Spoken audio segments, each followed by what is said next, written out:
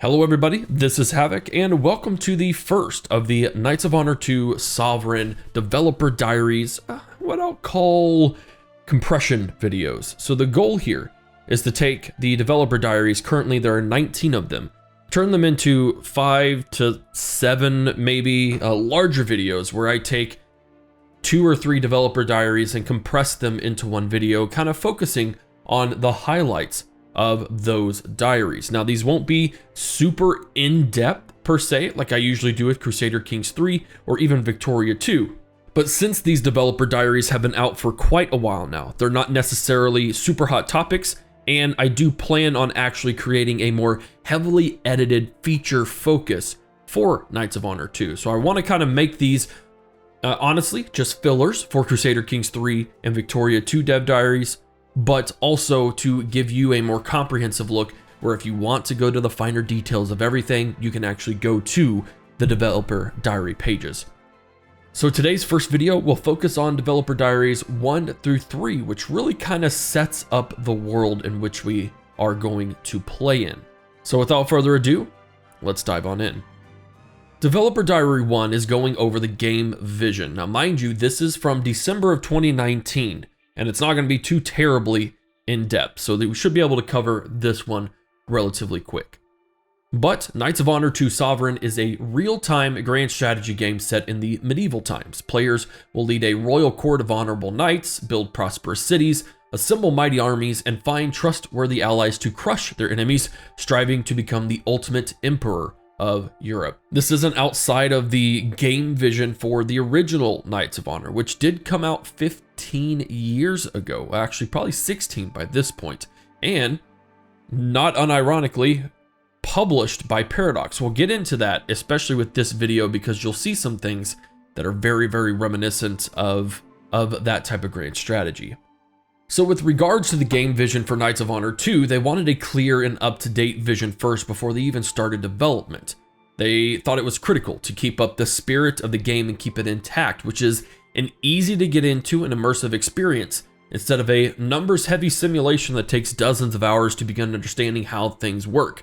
I don't think this is necessarily a pot shot at Paradox, but considering that was their first publisher, they have to keep that in mind, especially within the realm of Crusader Kings 3. So they also wanted to fill it to the brim with interesting decisions for players that require strategic thinking and planning. So they want to create something that is easy to learn, hard to master, but also creates a very fun experience overall. So you could think of it almost as a CK3 Lite, although I hate comparing games like that because Knights of Honor 2 does seem to have just a completely different gameplay style. One of the other things that they wanted to do was put fun of gameplay in front of historical accuracy. Now, they're not going to create a fantasy version of the history of Europe per se. And in fact, they are trying to ground it in historical accuracy as much as possible. But they also aren't going to hesitate to bring mechanics to light or dumb down some things essentially in terms of historical accuracy to make gameplay much more interesting, and allows them to have a little bit of a creative license. And lastly, for this Dev Diary, they wanted to decide whether to focus on single player or multiplayer, which is a big thing to consider with a game like this. The original Knights of Honor did have a lot of multiplayer aspects to it and a multiplayer play. And so you kind of have to figure out what you want to do, but they couldn't really rule out either entirely.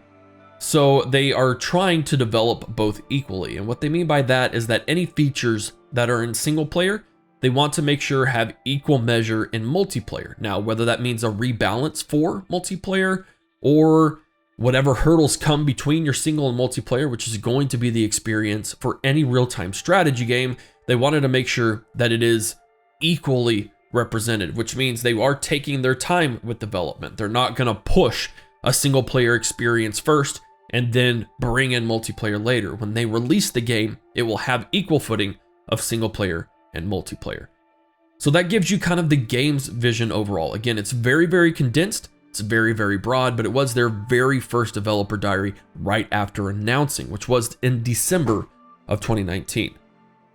Moving on to Developer Diary 2, we get into the world setting and the size, and this is quite more expansive So one of the first things they wanted to do was to try and figure out the time period in which the game takes place in. This will allow them to set up boundaries, allow them to discern political matters, etc., etc. And in deciding this, they have chosen to go with the high to late Middle Ages, especially for a game of that title. Again, with Knights of Honor, it is in the high to late Middle Ages that you have the peak of knights, which are central to the, obviously, Knights of Honor series and everything that goes with them. You're talking epic battles and sieges, you have crusades, you have interesting diplomacy, you have court intrigues, clashes between kingdoms, cultures, and religions all over Europe. So the high to late Middle Ages are indeed an interesting time. And within that time period, they are actually allowing us to have several start dates, more start dates than what we had in the original game. So it allows for more interesting setups, is basically the reason. We see this in Crusader Kings 3, we see this in several other games where we do get to pick a start date. You have different levels of intrigue, you have different political situations, and it just allows for that player to choose where they want to go. So for instance, one of the examples that they provided is that the choice between Byzantium and the Latin Empire had more than one startup. You have the original Latin Empire and the second one, which after the first one crashed and burned, this one kind of rose out of the ashes. So it didn't seem fair that you would make the player choose the first Latin Empire only or choose only the second Latin Empire. You could go through both of those yourselves. So for the 3 starting points, which all have different historical maps and were the most interesting and appealing, is the beginning of the 12th century, the 20s of the 13th century, and the middle of the 14th century. Now, only one of those, the first one, is different than the one in the starting game, but it seemed appropriate because in the 12th century, you have a really huge clash of culture and religions, more so than in the high to late Middle Age. You have the tensions between the Christians and the Baltic Finnish pagans, you have the Crusades late in the Holy Lands, and you have that balance of power in the Iberian Peninsula before things really dissolved, and then the massive strength of Byzantium and the Holy Roman Empire. So just giving the player, again, opportunities to choose different types of scenarios in which they want to build. The high to late ages, maybe just slightly more stabilized because those crusades have come and gone. You kind of have larger kingdoms and more intrigue in that front, or do you start at the beginning, which is what I like to do in Crusader Kings 3 because things are much more fragmented and allows you to kind of power grab a little bit easier. Now, choosing how big the map would be and the territories to include was a much significantly harder challenge since map size impacts the overall feel of the game, gameplay, how things function, etc., etc. So one of the things they felt might improve from the first game is including Arabia. So they have extended it much further to the east to kind of allow for more Islamic kingdoms to come into play, including cities like Mecca, Medina, and Baghdad, which are included in the game. Now, they did have to cheat the geography, and this is not uncommon whatsoever for strategy games like this.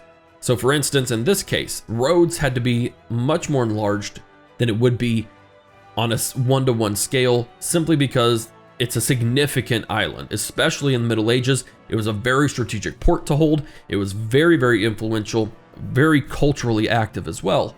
And so they had to make that viable for gameplay. So they had to enlarge it, allow for settlements, allow for cities, allow there to be movement within the island, which I think is a really, really good idea. There are always going to be exceptions to the rule, and squeezing and pinching places just for the sake of it or to get one little place in, I don't necessarily agree with. But if you have a justification like that, where roads is a very culturally relevant spot to the game, would add a lot of gameplay just by adding it, then I'm always going to be okay with it. Now, another thing they had to do is they had to shrink the Arabian Peninsula. So they added it, but they had to shrink it because there was just too much open space that historically wasn't ever conquered or even settled. And this also includes most of the northeastern parts of like the northern European plains, just kind of those vast stretches of steppes, even though it would be interesting to see if we do get the Mongols in here as a horde faction. We'll maybe hear more about that later on. Rolling on with sizes of things. Since it's kind of hard to estimate the exact world size and province size, they don't have a really solid answer. So for instance, in densely populated regions, your provinces are smaller, and in less dense regions, your provinces are larger. that gives some positives and negatives. So if you have a larger expanse but it's empty, it means that soldiers will have to come a much further way to be able to attack those key cities in those large expanses, but also it's a lot harder to defend and hold an empire that is like that. Now, it also means that just because a province is huge, as we've seen with any other strategy game, does not mean that it's always more resourceful or more fruitful. Oftentimes, it's those densely packed places that are more resourceful, and as a result, they are densely packed. Like, you want to try and cram as many people in there to exploit as many resources as possible.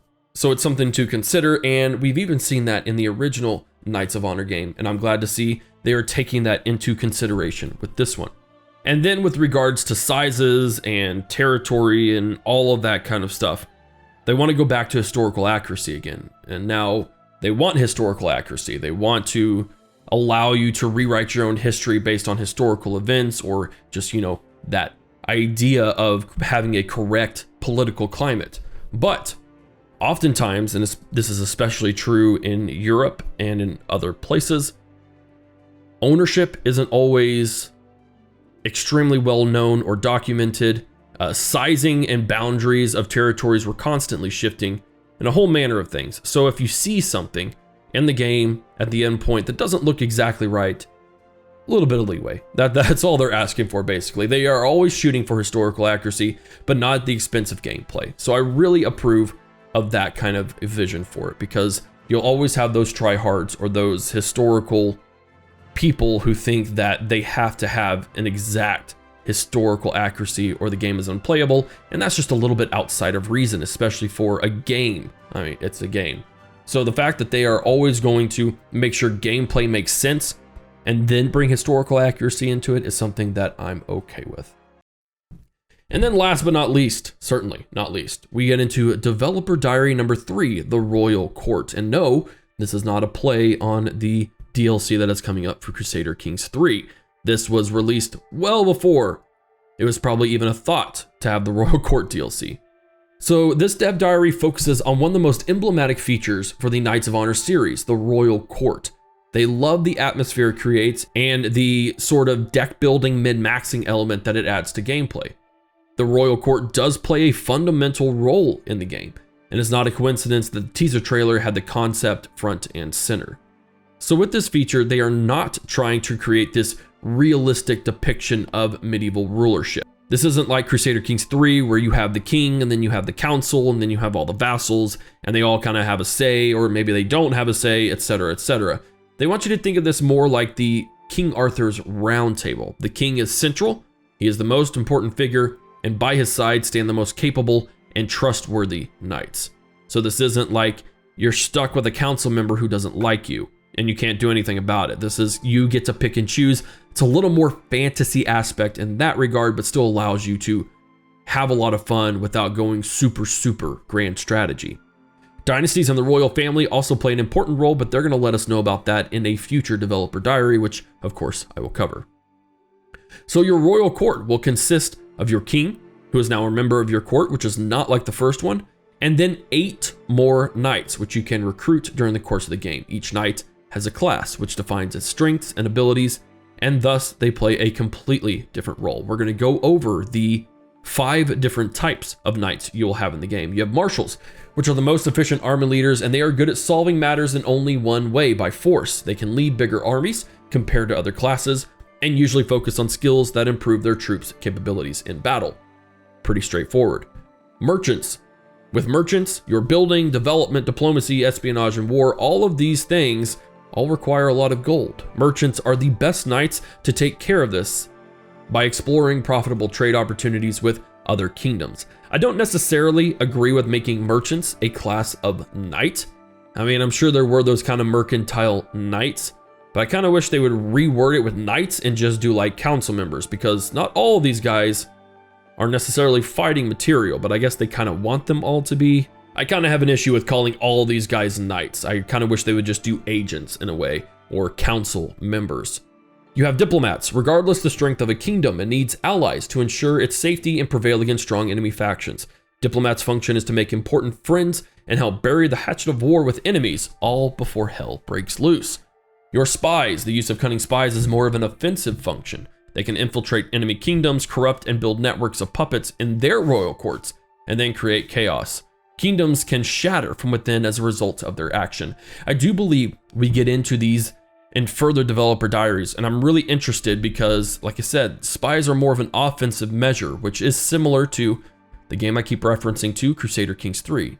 So with spies especially, I'm interested to see how their actions are used to develop that espionage, as it were. So are we going to get additional actions? Are we going to be able to see inside of the enemy's courts? Are we able to spin things, or do we just say, hey, destabilize them, and it's random dependent on the knight? And then lastly, clerics. A strong clergy improves the stability of the crown and calms the people, halting the spread of heresy and foreign religious influences. Clerics are also the ones to keep and protect the ancestral knowledge and wisdom. Knights of Honor 2 had a form of technology in a sense. It was a little weird and not anything like we've really seen. So I wonder how the clerics are going to protect the ancestral knowledge and wisdom and allow us to advance. Also, the placement of all of these knights as a whole is going to be crucial. Your merchants are obviously going to want to be placed in your important cities that have a lot of trade or a lot of resources. I would almost put clerics on the front line as well, especially in the early game of the 12th century, because if you're wanting to do that religious conversion of the, pagan push or the Christian push into pagan lands, a clergy or a cleric knight is going to be especially important to make sure that region is stabilized and calm as you progress forward. So I see a knight or a marshal on the front line. He is pushing into the provinces. As he moves on, a cleric comes into the background right behind into that province and starts converting, or whatever it does. Those actions we still don't know completely. So overall, I do like these. And as they mentioned, there were also builders and farmers knights, but they were so underused that they decided that they just would cut them instead and focus on a smaller core group.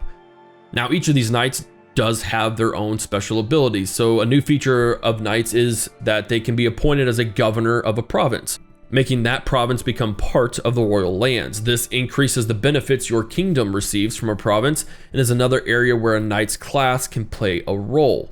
Different knights boost different aspects of a province. For example, gold income in production or defensive capabilities, etc., etc. So you can use them as governorships. Now, there were a decent number of provinces in Knights of Honor, and I imagine there will be more provinces in Knights of Honor 2. So the fact that we only have 8 people to work in your provinces as a governor means you are going to be rather picky about where you want to put them. Kind of wish there was almost a form where we could hire governors for a lesser benefit than what the knights provide, but maybe that is addressed in the later developer diaries. Now, one thing that is important to note here is that this help that your recruitment of knights is not free, and they can really drain your treasury. You aren't going to be able to afford 8 knights right off the bat in the early game. And the player should always be careful with their actions and keep crown authority high. Who knows what disasters might befall a kingdom whose knights lose trust in the rulership of their king and decide to serve another. So we do have the functionality that knights can betray, move to other kingdoms if it's more appealing, etc., which just adds another layer, and I'm really eager to find out more about that side. And as I mentioned, with the choice and usage of knights, players open up different possibilities to craft and shape the strategy of their kingdoms to fit their playstyles. You want to overwhelm your enemies with a dreadful army, destabilize their kingdoms through espionage, influence them culturally, or buy your way to victory with economic dominance. It's all up to you. They're trying to make it just very purposefully player focused in how they want to do it. So you have 5 classes, but you can have 8 knights. So you're going to have multiples of some of them, depends on what you want to do. Now, another thing that would be interesting to note is whether you can just fire knights, the consequences of firing a knight. For instance, I may want marshals in the early game, but as my empire expands and I start developing more of an economic side, what happens to those marshals that I fire or want to let go? Do they have a chance of going to another thing, another realm like 3 Kingdoms does perhaps? Or will they try to kill me? Is there a way to do that? There's just lots of possibilities to see, and it's an added layer of depth that I really like. The fact that you can lose your knights to other kingdoms really adds to gameplay in positive ways, just like it did for 3 Kingdoms. All right, so overall, with these first 3 Developer Diaries, we're off to a very solid start. Again, Knights of Honor 2 isn't looking to be a grand strategy Crusader Kings 3, but it is looking to be grand strategy. It is not a simple game. The concepts may be easy to learn, but they may be hard to master and use effectively. Their vision seems on point, the world setting and size seems great, their justifications for squeezing, pinching, or enlarging the map seem very, very solid and justifiable, and your royal court has a depth to it that it really didn't have in the first Knights of Honor. So we can see that there is a difference in development in the last 16 years, and that makes me very eager to see what they all come out with. Thank you guys very much for watching. I hope you enjoyed this format. If you do, be sure to let me know in the comments section down below, but also let me know by giving the video a thumbs up, subscribing to the channel, and turning on bell notifications. I'm going to be purposeful about getting through this. I am working on completing entire series of things, so I am dedicated to giving you more Knights of Honor 2 Sovereign Developer Diaries in this compressed format. Compressed as in 20 minutes. That's still pretty good for 3 Developer Diaries. Guys, stay tuned to the channel. There's so much stuff coming in the strategy realm, and I am going to look to cover it as efficiently as possible. So thanks for hanging around. This is Havoc, and I'll see you in the next Knights of Honor 2 Sovereign Developer Diary compression video thing. Bye-bye.